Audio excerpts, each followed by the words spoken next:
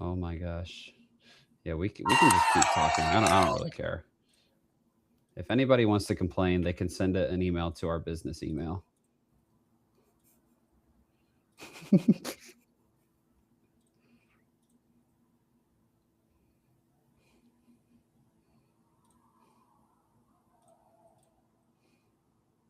No, it's not made for kids.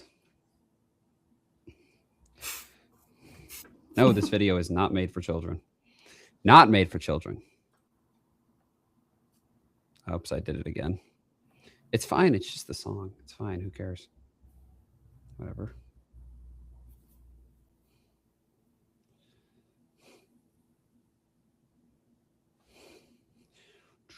Do, do, do, do. Do, do, do. No way. If this Yes happens, then we'll be getting a salary cap.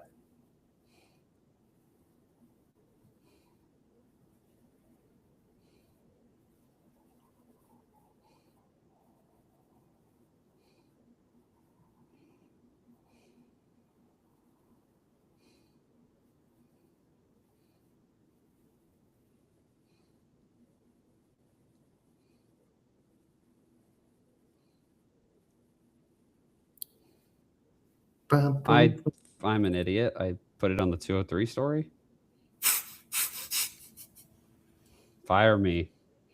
Fire me.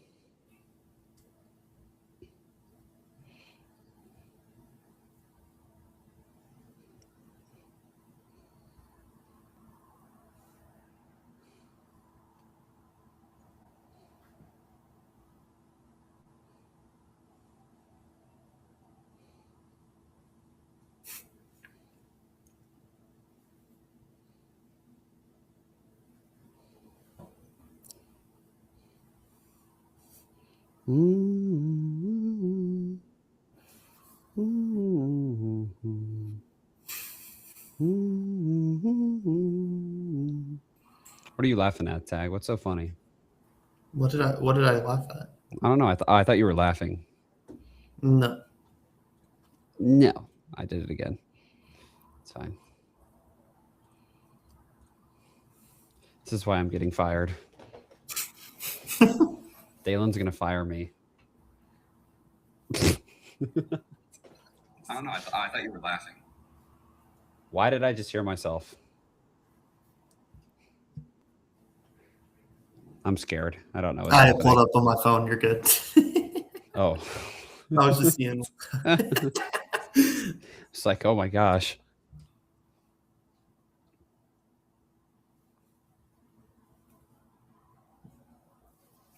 What if I hit that? Oh. You know why there wasn't any music playing in the video? Because I didn't have it playing live. I had it playing for myself, not for anyone. So that's really embarrassing.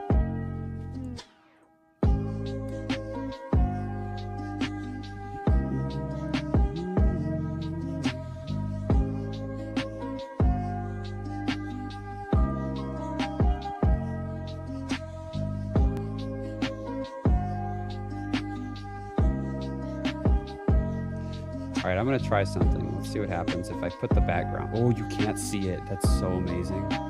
That's so incredible. I figured something out.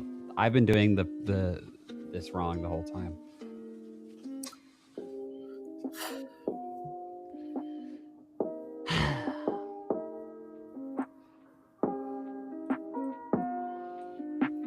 I don't appreciate your sarcasm.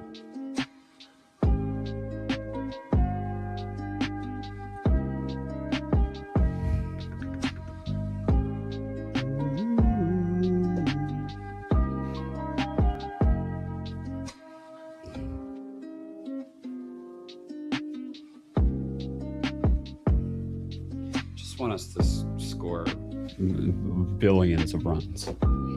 Just billions. Rocky Top.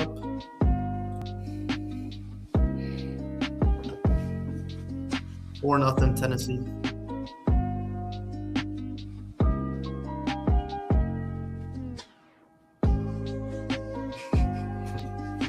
Mike White. Mike White. Oh, my quiet. Oh my gosh, I'm sending you this. Oh, Oh boy, I can't wait. you probably have seen it. It's just too funny.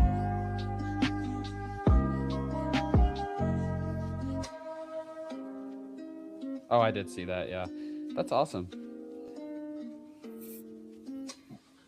I mean, Texas State's kind of ratchet. I mean, they can. That kind of fits the memo, right? Mm-hmm. Yeah.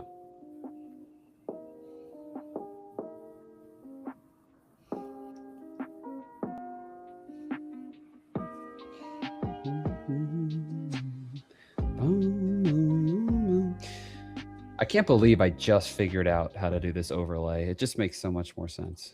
It just makes like so much more sense. Oh my goodness, we're live in 1 minute. Get excited. Ole Miss plays Arizona State. That just doesn't feel right. Yeah, if you guys can hear me, there's 5 people watching. I don't know. If you guys can you say in the chat if you can hear me? Can you hear me right now? Just say like yes in the chat if you can hear me. One of you, please. I'm so curious. Because if so, we can't say certain things that Tag and I would say off camera. Because we'll get clipped in 4K.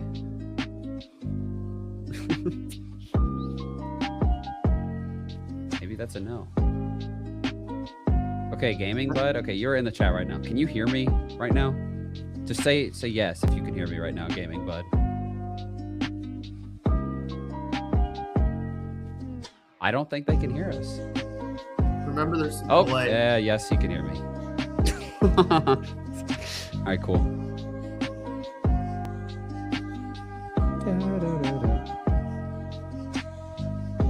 I guess we could start. Do I just do this? Let's see what happens. If I just remove the overlay. Oh, wow. There we go. All right, welcome in. The time is finally upon us. The College Station Regional starts tomorrow. The postseason starts tomorrow, and we are going to get into that. We're going to start just kind of general vibes around A&M and where they're at right now. We'll talk about all 3 teams in the College Station Regional, and then we'll kind of go on a rant about A&M's pitching plan for the weekend and what that's going to look like. Okay, Tag, how do you feel about the Texas A&M Aggies right now after the season and then coming off of the SEC tournament? From where we started with no really expectations to where we are now, feel good. Feel good. I mean, it's just.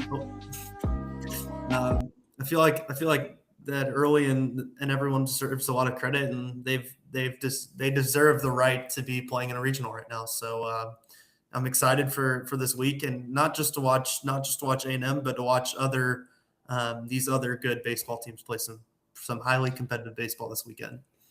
Yeah, I mean, we forget that he's Coach Early's a second-year head coach, and he's hosting a regional, and so there's going to be a lot of new. You know, I think that even I forgot as the season was going on because they were playing so well. You forget that Early's a second-year head coach. This is him and his staff's first time in the postseason, and it's different than a 3-game series. Not only like the teams that you play because you're playing 3 non-SEC teams, but you have to play 4 or 5 games, and so. You know, there'll be a bit of a learning curve there, maybe. Hopefully it doesn't, impact the games in a negative way, but there's certainly going to be a learning curve there for him because he's never played in the postseason before as a head coach. The good news is a bunch of the staff has postseason experience. Like Cliff at DBU last year, they were in the Baton Rouge Regional, and Hutch has been here for almost ever, it feels like. So, I mean, there's the good thing is you have people on the staff that have postseason experience. It's just collectively as a whole, it's the first time go around. Yeah. All right. Texas A&M right now is coming off of their worst performance of the year, I would argue. I mean, I don't think you would disagree. You lost 7-0 to Auburn. You had 2 hits. Really embarrassing game. Yeah, you're coming off of your worst performance of the year, and it kind of reminds me a little bit of 2024. Again, I'm not comparing, what the 2024 team was and what this team is, but the 2024 team really kind of took a little bit of a dive towards the end of the year, and they played really poorly in the SEC tournament before kind of turning it back on in regionals. And so hopefully that's what we see. But I think there's two things. One, the team is going to be really motivated to make a statement after coming off of the worst performance of the year. Like we've talked about that so much, how good they've been at responding after bad losses or close losses or whatever. They always do a really good job of responding the next time that they play and coming out and looking like a different team. And then secondly, I think they're all a little bit frustrated about where they got put in the seeding. They're the 12 seed right now. And you listen to like early in the players talk before the SEC tournament and even after, it felt like they really expected that they were a top 8 national seed regardless of what happened in that Auburn game.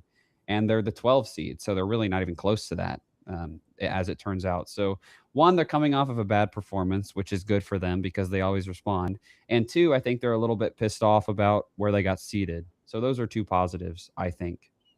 Yeah, I completely agree. It's like we come on here after the Mississippi State loss, and it's like, oh no, we might get swept. We didn't actually say that on live air, but like everyone was thinking it. Everyone was thinking it. Let's be real. And then this team responds, and they've done it all year. Like even after the UCLA loss at the very beginning of this year, where you're actually playing good opponents.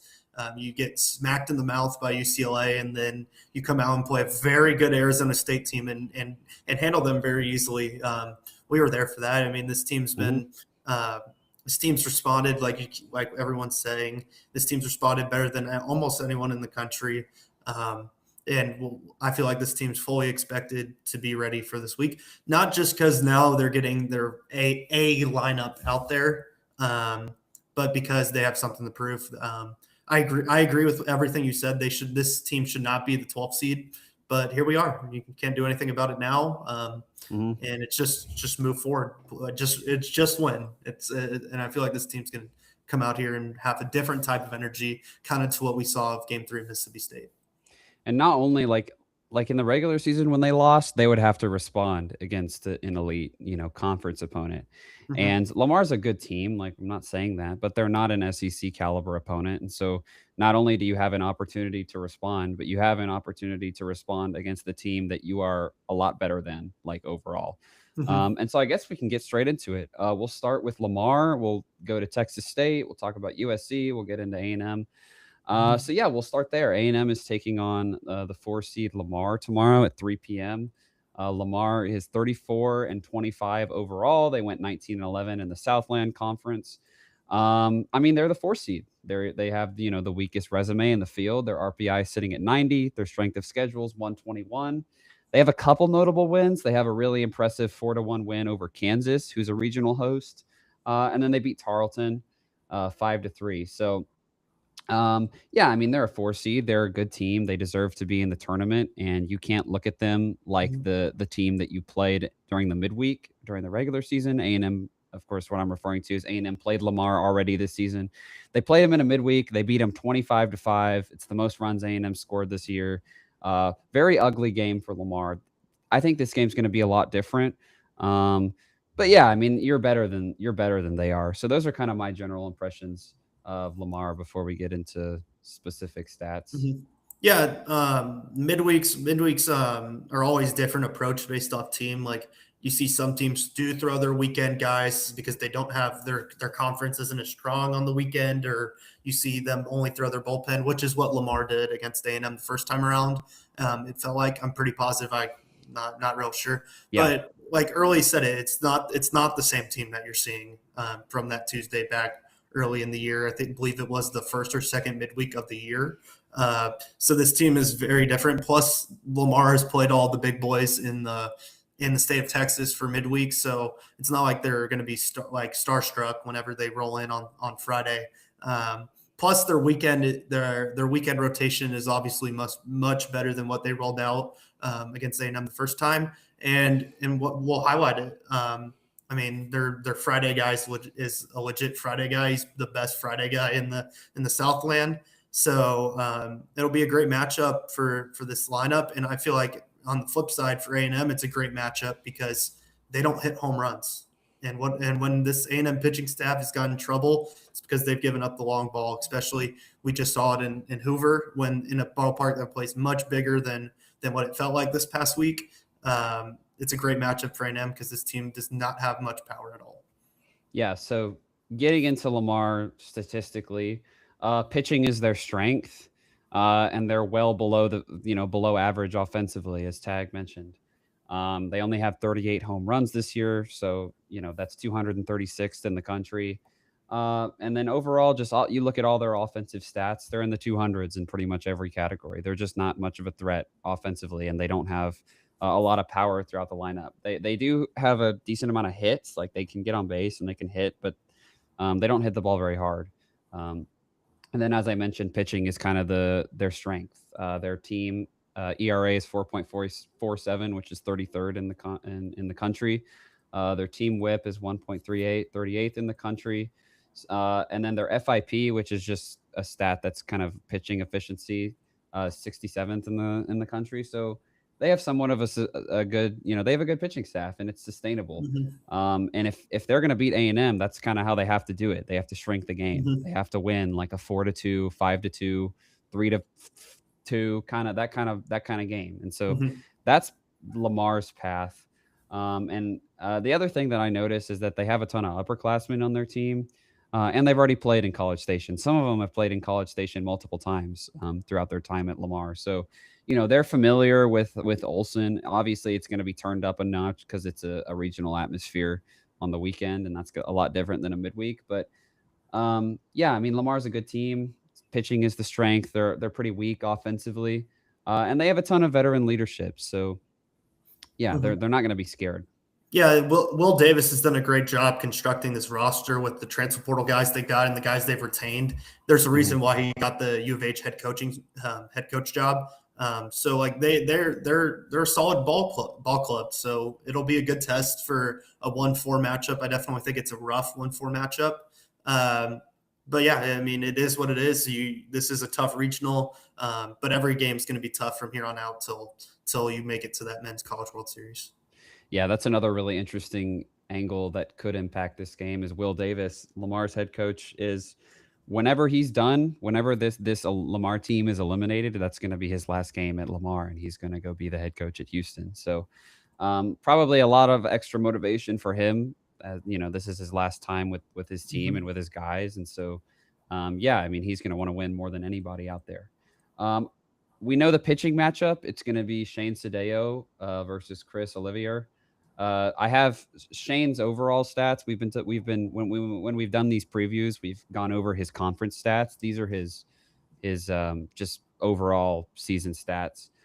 He finished with a 6.75 ERA, given up 89 hits and 68 innings pitched.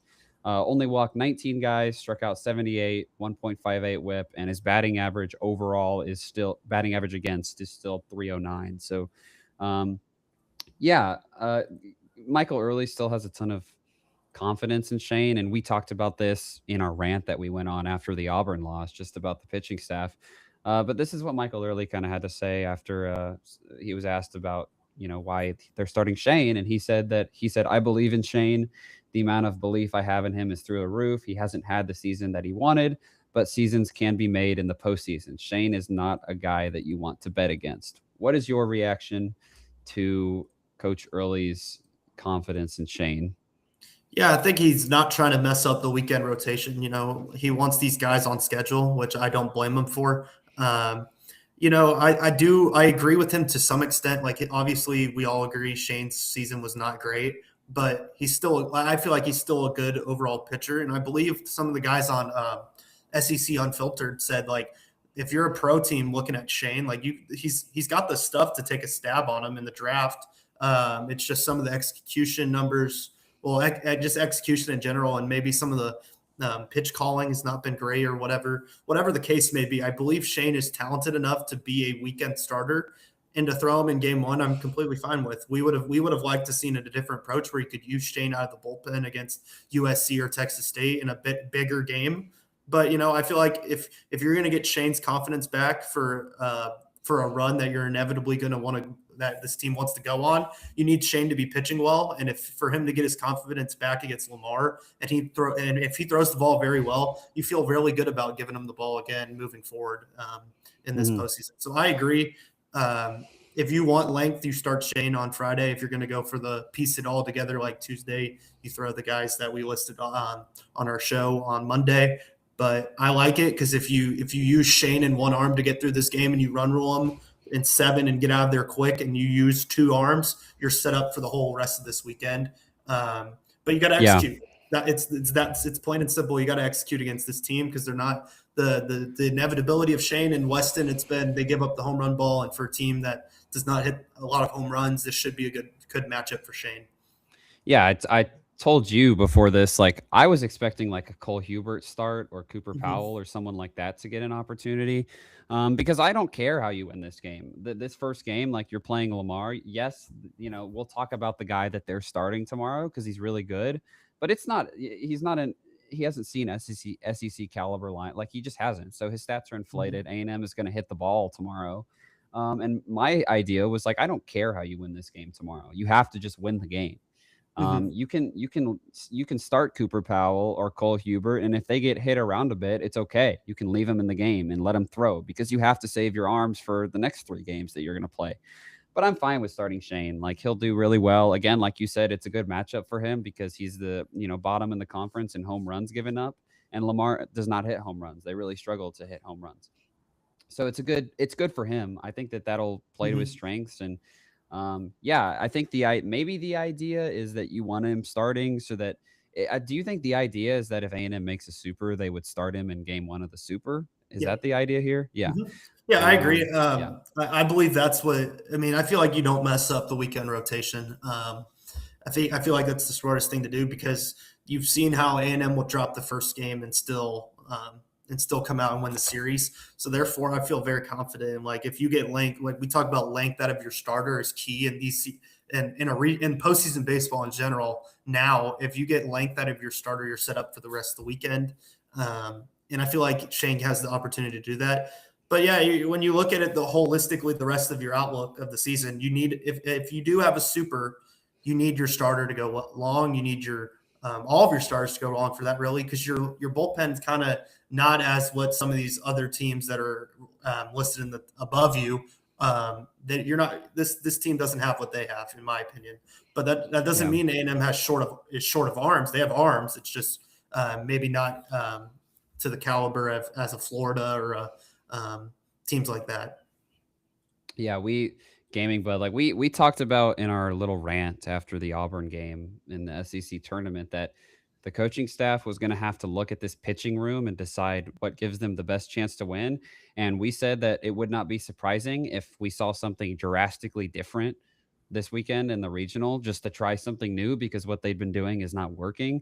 And they've made they've made their decision. They're going to roll with Shane. They're going to double down and like trust him.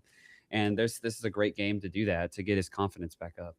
The more I thought about it as the week went on, I feel like it was the decision to make because it's like if you're throwing someone that you have faith in, you feel a lot better with the offense that you have to go out and win game 1, which is ultimately what you need to do to be successful this weekend. You got to win the first one. Who cares about playing Texas State or USC on Saturday if you don't win the first one? So you got to win this first one. And if they believe Shane is the best candidate to do that, I mean, why wouldn't you believe in the staff that it's their second year? Yes, but they finished 3rd in this talented league.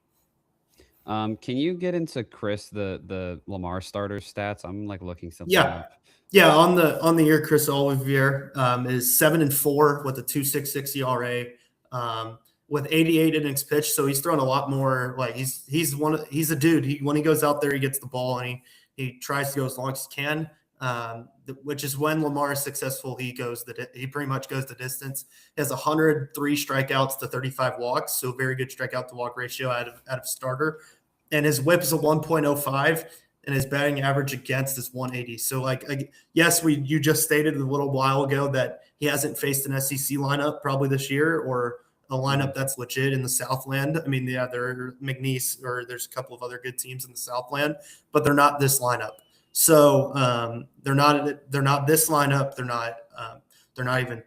He hasn't faced a Texas lineup. He hasn't even faced like an Alabama lineup. So for me, this feels like a good matchup because his numbers are really good and so are the USC and some of the Texas State arms have really good numbers. But once again, like some of them have not faced a lineup this good. USC, yes, because they played UCLA, but for a team like Lamar, they have not seen this. Yeah, I was looking through his game log. Chris Olivier, the Lamar starter tomorrow. The best team that he's faced is Oregon State. He went 3 innings, gave up 4 hits, 2 earned runs, and 3 strikeouts. He earned the loss in that game. Not awful, like not bad, but again, you look through most of his game log, and it's like, okay, he threw a complete game against Northwestern State. 6 innings against Southeast Louisiana, 6 innings against Houston Christian, UTRGV, like all McNeese, like, you know, his stats are really good, but it's inflated because he's done it against less caliber opponents. So like, I'll be honest with you, I'm sitting here like typing in his Chris Olivier's stats before the show starts, and I'm like a little nervous. I'm like, wow, this guy's really good. He has 103 strikeouts. Like, wow, like he looks really good. It's not against SEC caliber lineups, and he's going to see the best lineup that he's seen all year tomorrow in a really tough atmosphere. So Lamar's a good team. Their pitching is their strength. The guy that they're rolling out tomorrow is really good. And that's about all they have. They struggle to hit the baseball, and like you love that for A&M and for Shane. So that's all I have on Lamar. I guess I could read. So his quote, Lamar did their, NCAA interviews today. And Lamar right-hand pitcher Chris Olivier, the guy starting tomorrow. His quote on A&M, he said, "It's a solid offense. I'll give them credit. Absolutely. For me, it's the same thing that it has been all year. I'm going to own it up to my stuff, and I'm going to dominate. That's the goal." Your reaction to his confidence?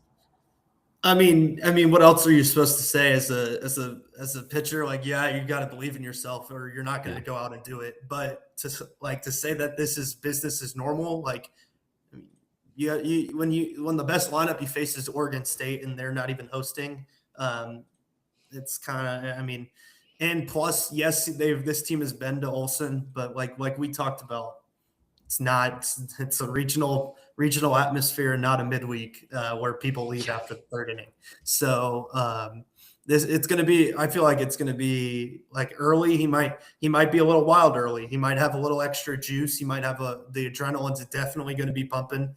But maybe after like a couple innings, maybe he will settle in. But if A&M jumps on him early, I wouldn't be surprised at all. But if he then does settle down, like that's fully expected. Like as this Lamar team, I don't believe they've made a regional in the last, I don't know how many years. This just me just guessing. Yep. So they don't have much postseason experience. So therefore, it's going to be like off the gate. They might not be the team that they've been all year at the beginning of it. But it's postseason baseball. Anything can happen. And he's got 35 walks on the year, which is slightly elevated. And so, this is an A&M team that's really patient at the plate and does a good job of not swinging at balls. So that doesn't bode well for him. I agree with you. Like, I love his confidence. If you're not confident in yourself and you're playing at Olson, you're done. Like, it's over. You have to be confident in yourself. So love the confidence. But good luck tomorrow, Chris. Okay, that's Lamar. That's all I have to say. Do you have anything else you want to add? No, that's Lamar. Texas State. All right. Texas State is the 3 seed. They are 36-24 on the year, 16-14 in the Sun Belt. They have some decent, notable wins. They beat UTSA 7-2 beginning of the year. They also lost to UTSA the next time that they played. They beat Tarleton 9-3. They swept Louisiana. And then obviously they beat A&M 9-8 in San Marcos. That was the midweek before the Texas series. And then obviously the first time Texas State and Texas A&M played in College Station, A&M won. So, overall, Texas State is kind of a power or bust type of offense. They have 111 home runs on the year. So Texas State is 7th in the country in home runs, 21st in slug percentage. So they hit the ball hard and a long ways, and they do it with runners on base, which is a bad matchup for A&M's pitching staff. Texas State is a very scary team to me. That's them offensively. Like, I don't know. What is your general impression of them? Yeah, they're it's completely different from what we just talked about with Lamar. It's literally complete flip everything. They're not good on the mound, but they're really good at the plate. And I've watched this team a lot this year based off them playing in key matchups against Texas versus us, obviously, and versus UTSA, and then some of their weekend series, like they played Coastal, and they fared very well in that series, even though they didn't win it, but they looked very good in that series. Some of the guys that are like really good, in my opinion, they have what's his name? Jaquay Stewart, the former Texas Longhorn. They have a bunch of solid hitters too at the plate. That I'm just blanking on right now. Chase Mora and some of the, just to name a few right there, but they're very solid at the plate. It's just they strike out a lot. So for a staff that, like we talk about Shane, Shane gets hit around, but Shane also strikes a lot of hitters out. Obviously we won't see that this weekend because Shane's throwing tomorrow. But for our staff that does give the home run ball up, but they do strike out a lot of hitters. So I feel like if they were to play, it's going to be definitely interesting because I do, like you just said, Texas State is a very dangerous team. But for me personally, I feel like USC is the hardest matchup in the regional. Yeah, the two stats that tell the story of Texas State is, like I said, they're 7th in the country in home runs at 111, and they are 274th in strikeout rate. Their lineup, their strikeout rate is 22.9. So they swing the bat a lot. They're very, very aggressive, and they either swing and miss or they hit it over the fence. So that's Texas State. Going to be that Saturday night against Texas State, that would be such an awesome atmosphere. That would be a crazy game. That would be awesome. I'm ready to watch them play against USC on Friday because USC. Well, we can get into that later, but I'm excited to see them. I'm excited to see that game on Friday night. Yeah, so that was Texas State's offense. Getting into their pitching staff, they're 108th in the country in ERA at 5.46. Give up 5.6 runs a game, which is 100th in the country. And they have some like command issues. Like they struggle with walking guys a lot. They struggle to find the strike zone. And so they have to win a very specific kind of game. They have to win a slugfest, which, kind of scarily enough, those are the kind of games that A&M has been in all year, is slugfests. And so, Texas State can't win a 2-1 game. They've got to score a lot of runs. They have to outscore whoever they're playing because they're going to give up. They're going to give up a lot of runs. And so, if A&M plays Texas State, I would expect a high-scoring game, kind of just like you saw in the two times that A&M and Texas State played. I have a couple names written down on Texas State's lineup. Can you remind me what happened with one of their players that got taken off of the team?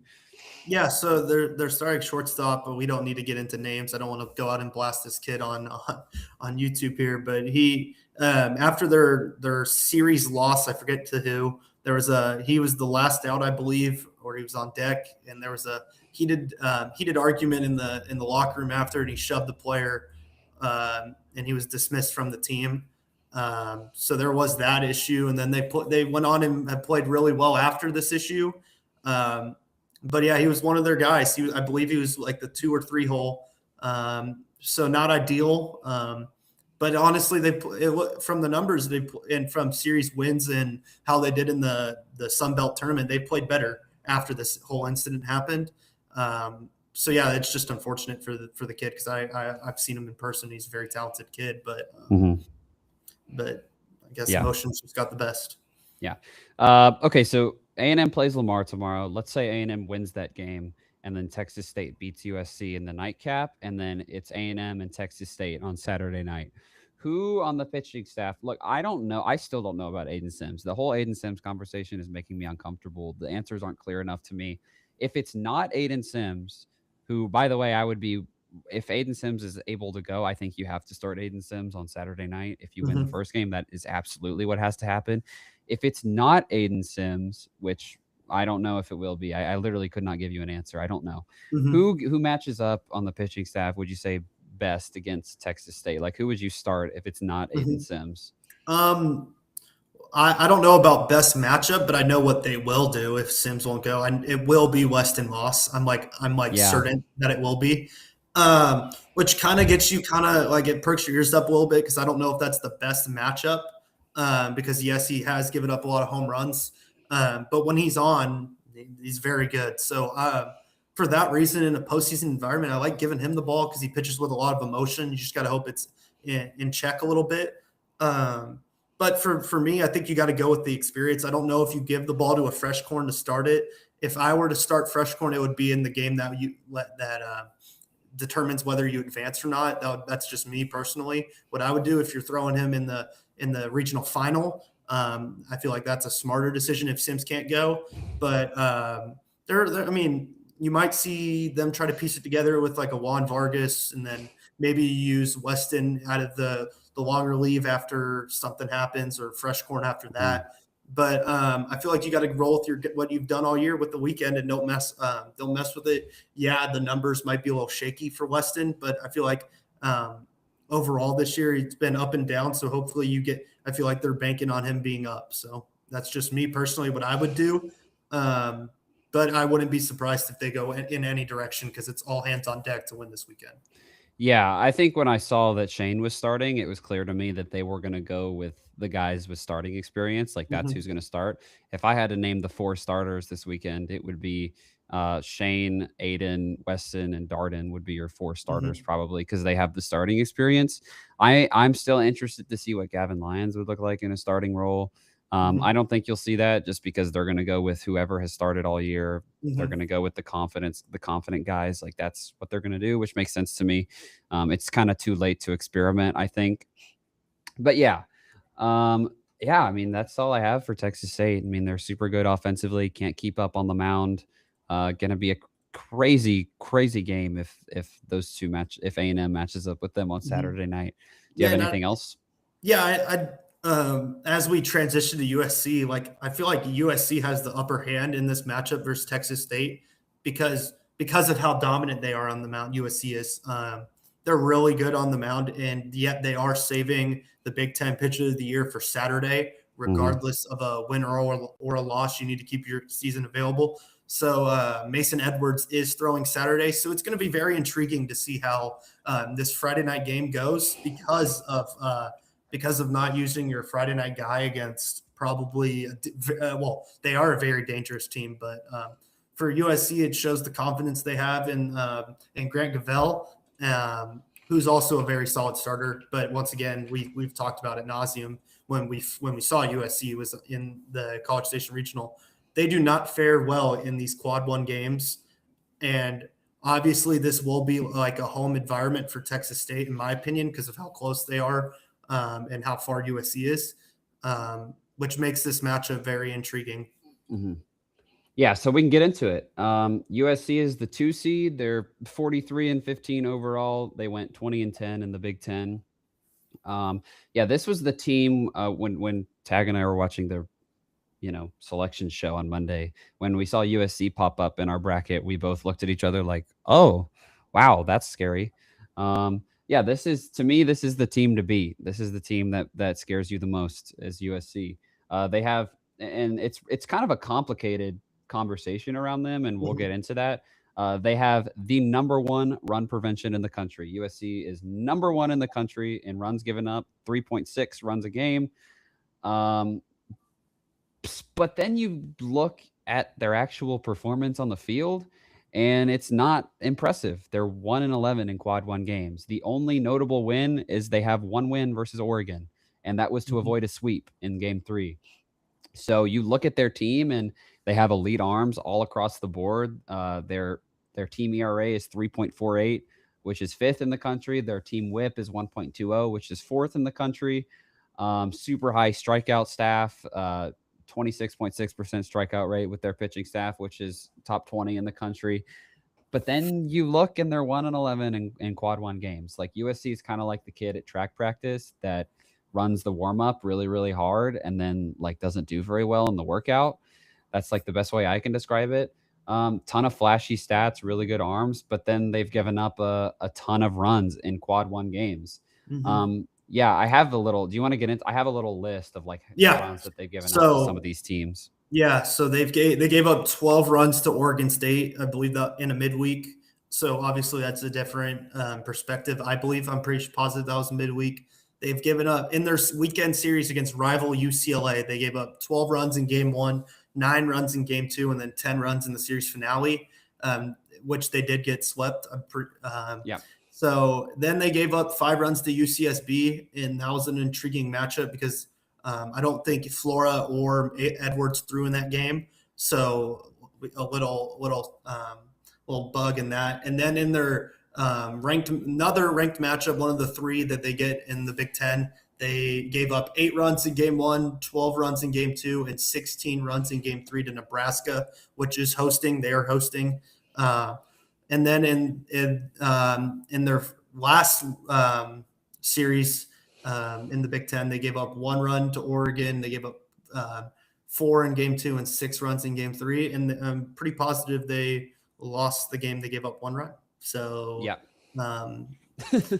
So that's just kind of holistically. And then in the Big Ten tournament, they gave up 7 again to UCLA. And one of the best games I think I've watched, Lavu with the walk-off home run in the 10th or the bottom of the 9th. And so honestly, this team it's kind of hard to predict what USC you're going to get, because yeah, they're really good on the mound, but against the really good teams, like we just said, they're 1-11. So it's kind of hard to, like, you get 3. If for a team like USC, you get three hard matchups if you get the draw in the Big Ten, and they did. So there was no surprise that they were going to finish top 4. But for them to be 1-11 in the Big Ten in their big games, it's kind of all that kind of needs to know, which is why they ended up not being a host site, is because of their regular season in the Big Ten. Yeah, and then offensively, they're pretty average. They're not bad, but I mean, they're just middle of the pack. They're average offensively, and again, like, this is the kind of team statistically that scares you about when they play A&M. Like, you look at a team like Auburn, who is not elite offensively. They're not even great offensively, but they totally shut A&M down, and they've dominated A&M because they've been able to shut down the lineup. This is the game that scares you. But it does give you like a little bit more confidence that they're so bad in quad 1 games against real opponents. I mean, what USC has done in conference play, looking at their quad 1, I mean, pretty much every team that you play in the SEC is quad 1. That's like A&M going 3-27 in the SEC. Like, it's just not. It's the results don't show the stats. Like, it's just really confusing. So yeah, I mean, their RPI is sitting at 9. They've played a lot of high caliber teams, but yeah, just not. They don't bring it in the big game, and so you feel really good about that. And then also, like, this is something we talked about before the regional starts: is they play in the Big Ten. They have not seen Olsen Field. They have no idea what they're in for. They've never played in a game like this before. I was listening to their interviews that they did with NCAA this morning, and some of their juniors on their team were talking about their freshman year where they played A&M in Globe Life Field in that series. And they were talking about, they just remember the fans and, the Ball 5 and the traditions and all of that. And they still remember it from playing at Globe Life 2 years ago. Well, now you get to come to, our home field. And so that's going to be obviously a big challenge for them. And so on top of the fact that their pitching staff has not been great in big games against quality opponents, they're going to play in, the toughest atmosphere that they've played in, if it's them that A&M faces, obviously. So, yeah. Yeah, that was pretty much what I was going to say. Like, they traveled to Oregon. Oregon's a very solid environment to play at. But it's not Olsen Field. It's not any of these SEC. It's not Baum Walker. It's not Condren Field in a regional. It's not some of these big environments that pack out for when the games matter. It's not that. So this is kind of the factor that leads into the regional. It's like, yeah, you play Texas State and Lamar in a midweek where the fans are out by the 4th inning for majority of them. This is you're here for 9 innings, and you're going to have to deal with this crowd. That when you see games like Oregon in 24, and you see games like the first game against Texas, and for a team that we saw firsthand, Oregon in 24, they walked 5 straight hitters in that inning.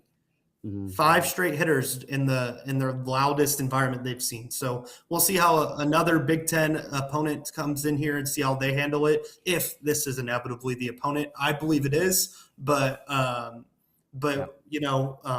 Texas State could very well could outslug them on Friday night, and which leads into very intriguing matchups regardless of what happens Friday.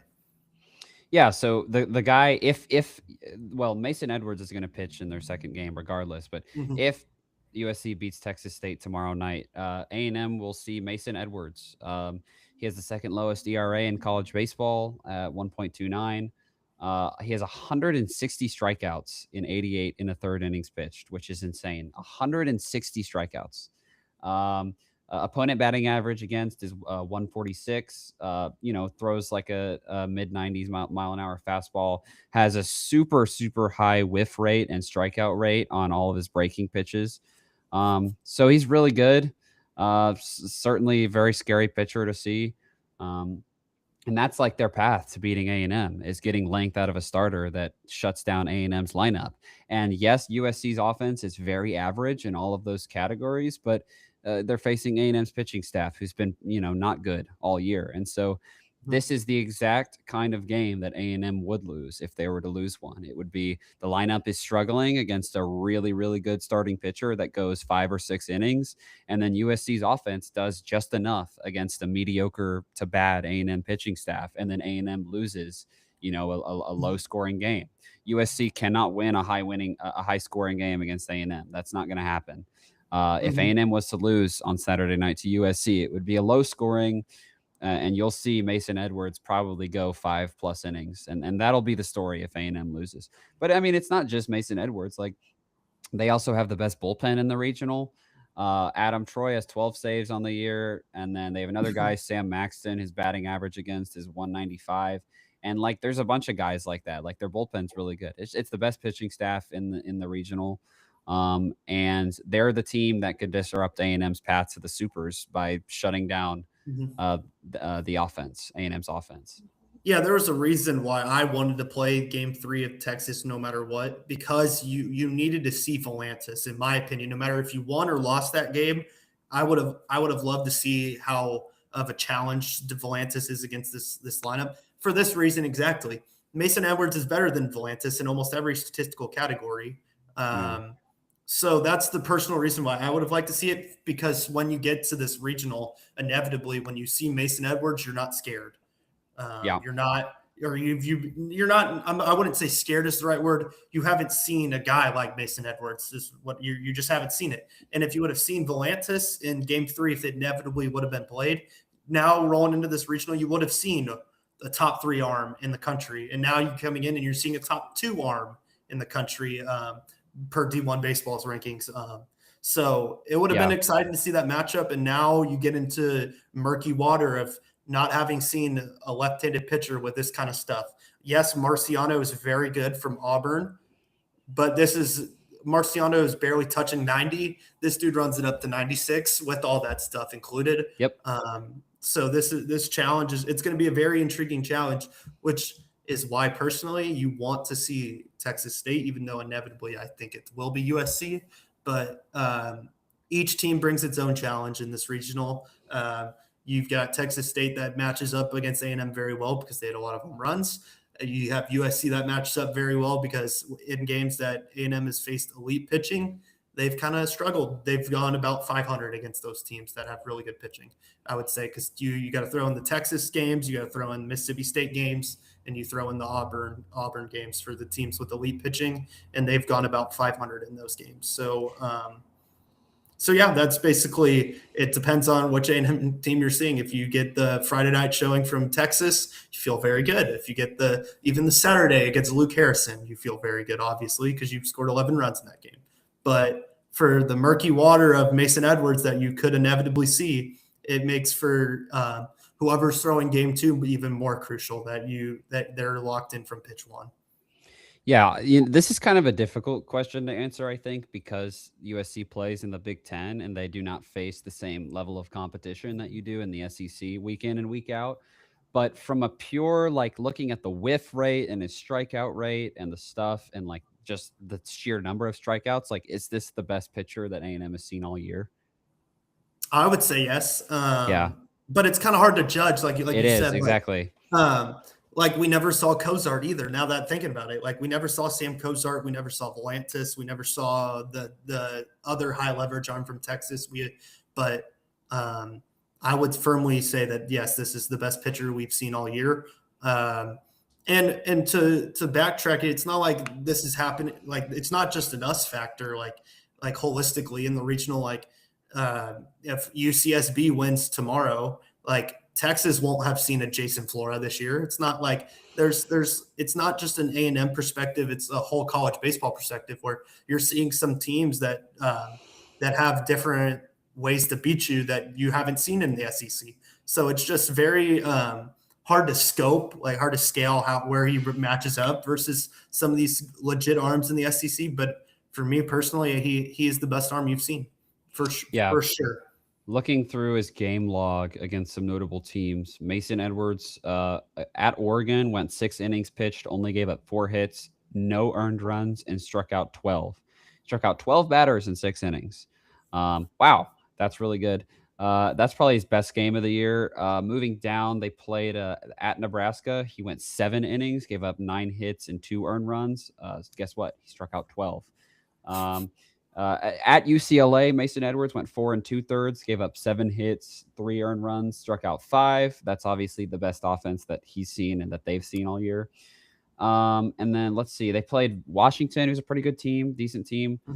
He went 6 innings, gave up 1 hit, no earned runs, and struck out 12. Wow, he loves striking out 12. That's so funny. Yeah, I mean, he's really good. Like he's played some good. They played some good teams. He's seen some good offenses to great offenses, but Yeah. holistically, it's probably the best lineup that he's seen in the toughest atmosphere that he's seen. So, like, we could, if we're talking here Saturday night and we play USC and we lose the game and he shuts us down, that would not be the most surprising thing to me ever. If he doesn't shut us down and you see, maybe not as crazy as when we played Luke Harrison in game 2 against Texas, but like if A&M finds success against him and that 1-11 and quad 1 games thing for USC pops up again, that would also not be surprising. So we know he's really good. We just don't know what he's going to look like against A&M's lineup. Yeah, and the way you can picture it is like UCLA's lineup is really good. It's just like I would compare it right on par with the Georgia Tech, and A&M's lineup. I would assume those are your top 4 offenses in the country. That's just me guessing right here, not looking at any numbers. That's just me speculating.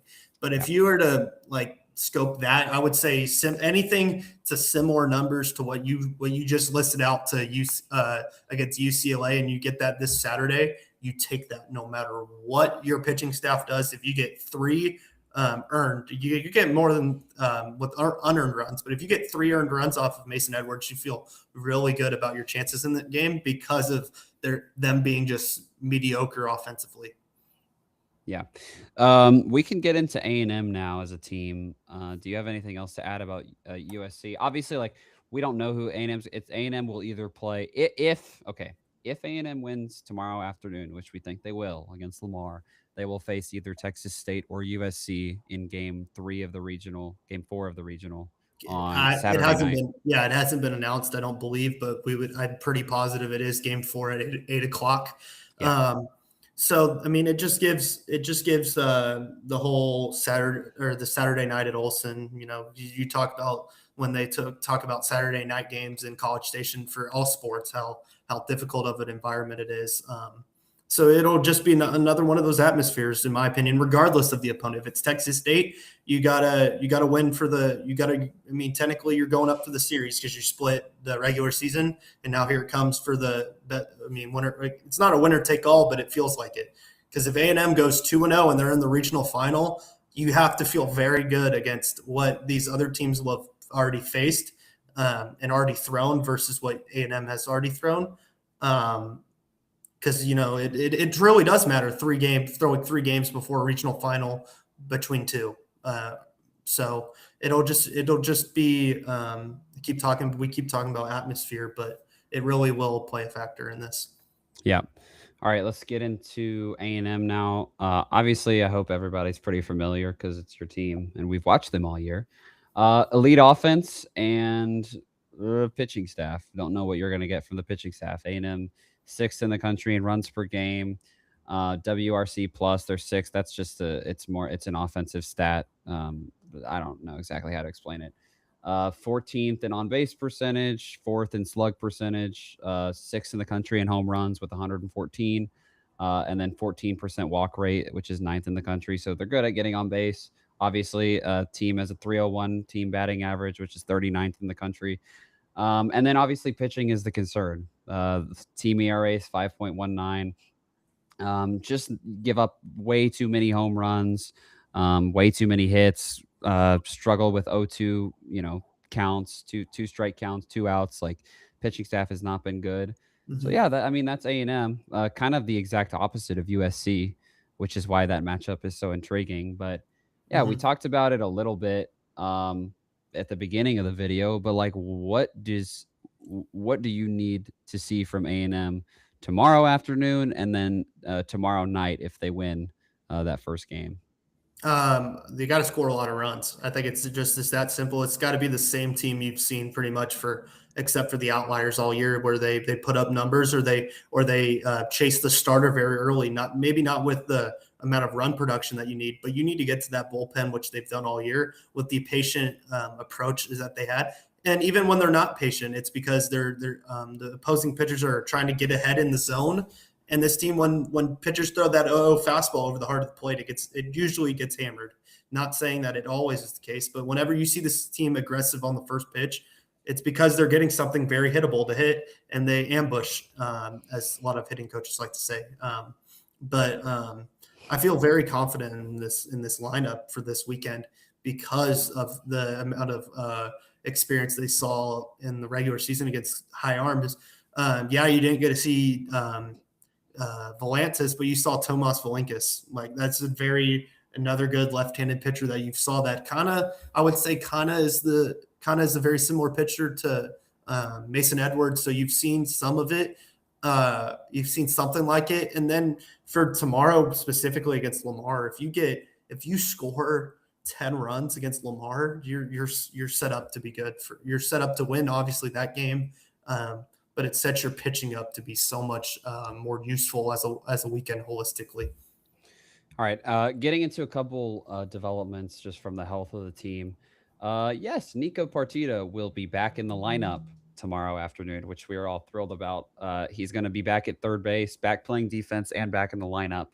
So, in terms of how that changes the lineup, Bear Harrison will probably move back down, and then Nico will be what? Where will Nico be in the lineup? I can't So remember. I mean, What do you think? he'll be the four hole if I had to guess, behind Chris. But if we're doing it how I believe they're going to do it, it would be Gavin, it would be Caden, it would be Chris, it would be Nico, it would be Bear, and then it goes all the way down like you've seen all year, which makes this lineup, like we talk about, even more dangerous. Because Nico's a very patient hitter as well, so it makes this lineup. You have because we would assume that it's now been listed that Nico being back, it moves Bender up to a bench role and maybe a very pinch hitter role for the rest of this weekend due to matchups. But instead of a very aggressive hitter and Blake Bender up, you get a more patient approach from Nico, and it makes this lineup like very more dangerous because you're going to have to throw a lot of pitches to get these hitters out, regardless of if they jump on early and have success then, or if they are more patient and they get out. Like it just makes this lineup more dangerous due to how many pitches you're going to see per inning from these starters. I'm just so excited. Like I'm not gonna be able to sleep tonight. Like with the way that the season started, you start 1-4, or 2-4 in conference play. You lose your first two series. You lose some pitching depth early in the season, and then the offense just explodes, and you just run through a bunch of teams through the middle of the season. You struggle a little bit at the end, but you're still a regional host. And now the fun part is that absolutely everything that happened before this point does not matter anymore. It literally is gone. It doesn't matter anymore. If you go 0-2, it's over, and nothing that you did mattered at all. So now, it's time to start. It's time to go. I think that, you're going to see the offense play with a ton of energy tomorrow. The team's just going to have a ton of energy. Like when you realize that, I think when you get there on that field and you see the NCAA logo and you realize, holy cow, we're hosting a regional. Mm-hmm. I don't care about. Do you think that this team is going to care about what happened in the SEC tournament when this first game starts? Like, absolutely not. Like, it's not going to matter anymore. This is a fresh start, and that you could mean that for the pitching staff too. I mean, if Lamar is a great team to build a little bit of confidence against, and then moving into whether it's Texas State or USC, that's another opportunity to keep building some confidence. And you could see A&M, get hot and just turn into, the team that we saw at LSU and at Florida. Like that's what you could see happen again, because nothing before this point matters. Yeah, and like you just said that, and I feel like the path to Omaha appearance is very easy, or not easy. Whoa, the path is simple. It's some of these other teams, like the path is very murky. Like you got to win your regional, and then your super is very hard matchup. I believe whoever A&M faces out of the Chapel Hill regional will be tough. But the fact of the matter that you see ECU and Tennessee in the same regional as North Carolina, it perks your ears up a little bit, because maybe you do get that super regional in College Station when you're looking at a top 8 national seed, you weren't guaranteed that. So that's why I believe like Tennessee has a great shot to win that regional. They might not. I haven't paid attention to their media availability, but they might not throw Tegan Kuntz on Friday, and they might save them for North Carolina, which leaves a very intriguing matchup. Like all these 1-0 games across the country will be. To see who's booked their chance to the regional final on Saturday night. Do you have a couple? I guess we could do this. Like, what are your keys for Lamar tomorrow? Just one key, one thing. I said that, I feel like my X factor is going to be different than everyone's. My X factor is Ben Royo, for the reason of he's played so well since being inserted into this lineup at Ole Miss, and for the fact that you're going to have him in like the 7 or 8 spot in your lineup. If he keeps up the success he's had all year, I believe he's batting almost 500, or if he is batting 500 this year. If you see somewhat numbers of him getting on base or him driving the ball out of the park, like this lineup just is going to be so hard to stop in a postseason environment, that if you see the bottom half of the order specifically do their job, which they've done all year of getting on base, and then it starts all over again. My X factor is the bottom half of this lineup because of how much they get on base. Yeah, for me, just as a team, I said it before the SEC tournament, said it during the Mississippi State series. It is, if you get off to a lead, if you strike first, if you start the game hot, Olson in the postseason becomes an impossible place to play and an impossible place to win for the opponent. Don't love talking about Schloss, but the fact of the matter is that Schloss never lost a postseason game at Olson in those 2 years. In 2022 and 2024, A&M did not lose a postseason game at Olson. And the reason is because when A&M plays well, even when it's a close game, or especially if they jump out in front early, it's not it's that tough of a place to play in the postseason. And so, in these games, like strike first, get out to a better start. And even you've seen that a bit this year too, is when A&M strikes first in a lot of these games, especially at home, they don't lose. There's a couple anomalies like game 1 against Mississippi State, but besides that, I mean, I think pretty much every game that A&M has scored first at home, they've won. And there's a reason for that. And then the pitching staff plays with more confidence too, when they know that they have a lead and they know that the offense is playing well. Those guys, pitch more comfortably and they look better. And so get out not only in game 1, but whoever you play in the second game. If you get out to if you see A&M strike first in these games, I think that they'll win every game that they play in the regional. Yeah, it's huge because I'm pretty positive, like you're the home team tomorrow, obviously, but then you're the visiting team and get in the second game on Saturday. If you win, you're the visiting team. If you could score first in the top of the first against USC or Texas State for that, pitching with a lead is so much easier than pitching in a tied or you're down, because you're pressing a little bit more. You're like, I have to be perfect with this pitch, or we're going to give up a run here. We're going to have to do this. If you're pitching with the lead, you're so much more confident in your stuff that the pitching staff is just going to be so much better than what you've seen all year. And guess what? Everyone's ERA is 0 heading into tomorrow. It's a whole new season. So for everything, you're like, oh no, this person's pitching. Doesn't matter now. His slate is at 0, which is a great thing heading into this postseason. Yeah, and everyone is 0, completely fresh start. God, I'm just so excited. Do you have anything else, or do you think we kind of touched everything? No, I think we touched on everything, and how the depth of this lineup is going to show out. Like a lot of these teams you're gonna see get to the bottom half of the order, and you're gonna feel confident. and when you face A&M, it's like, oh no, because here if Boston gets on base to start an inning, which he's done a lot all year, then it just makes this lineup even more dangerous. And everyone's gonna keep emphasizing how good the lineup is, but obviously it starts with your superstars. But if your bottom half of the lineup can continue the rally, or just even get back to your top the lineup as much as you can in a regional setting, it's crucial because your superstars get more at bats. And Gavin and Caden and Chris are all superstars. Yeah, Chris hasn't had the year that everyone expected him to have when you land him out of the portal, but he is one of the, obviously his draft as a prospect, he's going to go in the upper first half in this draft. And so if they can excel this weekend against subpar pitching in the first game, and then really good pitching depending on who you face, it's going to be crucial. All right. Yeah. So what we'll do this weekend is, instead of like an instant game reaction tomorrow immediately after the game is over, we'll wait till USC and Texas State play, because Tag and I will be watching that game at Olson. So we'll come back after both of the games are done tomorrow, and then we'll do a reaction to however A&M's game goes, and then we'll know who they're going to play the next day. So then we'll kind of do a quick little preview of that. And so that's what we'll do this weekend. It's time. Nothing before today matters anymore, and it's a fresh start, and the road to Omaha begins now.